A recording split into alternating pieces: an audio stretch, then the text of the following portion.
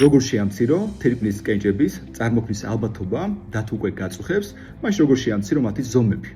როცა აი ასე ცხელა, ჩვენ სხეული სითხეს კარგავს კანის გზით, რაც იმას ნიშნავს, რომ შარდო მცირდება. თუ შარდო მცირდება, მიღებული შარდო იქნება ძალიან კონცენტრირებული. რაც იმას ნიშნავს, რომ ასეთ შემთხვევაში კალციუმი მარტივად მიუერთდება ოქსალატს ან ფოსფატს და საბოლოო ჯამში მიიღება თერმის კენჭები, როგორც ეს უკვე ვიდეოში ნახეთ. ეხლა ჩდება კითხვა, როგორ შეამცირო კენჭების წარმოქმნის რისკი. ეს რომ შეამცირო, შარდი უნდა იყოს განზავებული, ანუ სითხე უნდა მიიღო. თუ დღეში მიიღებ 2 ასეთ ბოთლს, ანუ 1 ლიტრს, მაშინ თერმის კენჭების წარმოქმნის ალბათობა შემცირდება 25%-ით.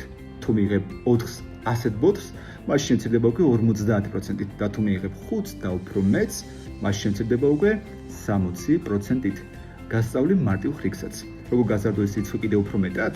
დაამატე თითოეულ ბოთლზე ნახევარი ლიმონი. კარგად ჩააწურე, ლიმონი ამ შემთხვევაში იქნება წყარო ციტრატის.